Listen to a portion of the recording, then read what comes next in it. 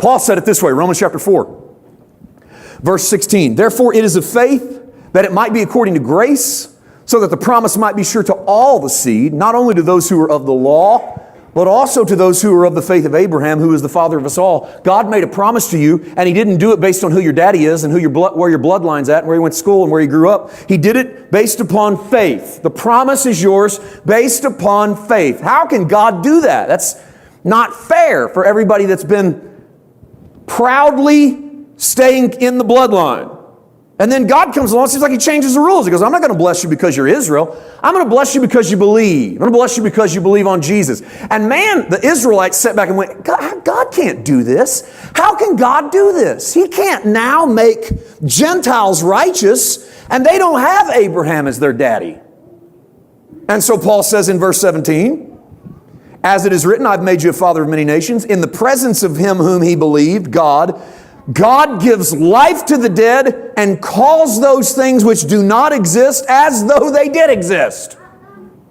In other words, God says, you're not Jewish, you don't have the right bloodline, you don't have the right parents, but if you'll believe on Jesus, I'm going to call you family members anyway.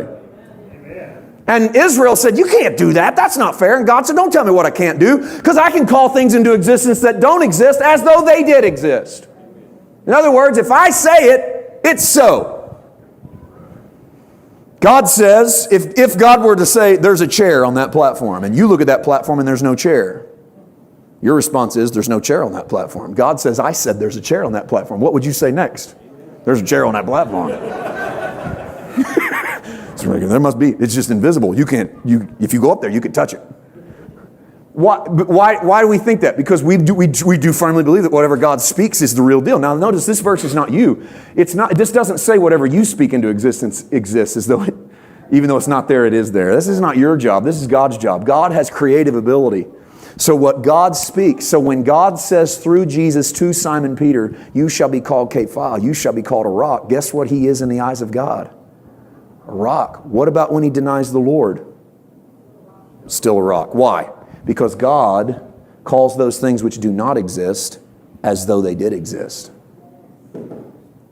When you receive Jesus, and you receive Him because He has already received your sin, God made Him who knew no sin to be sin, so that we might be made the righteousness of God in Christ. When you receive Jesus, and you realize He has taken your sin, you take your righteousness, the great exchange. He gets my sin, I get His righteousness. When God then looks at you and says, your life is hid with Christ in God, I am crucified with Christ, nevertheless I live, yet it's not I, but it's Christ that lives in me, and the life that I now live in the flesh, I live by the faith of the Son of God, who loved me and who gave Himself for me. In that moment, you are speaking of yourself the way God speaks of you.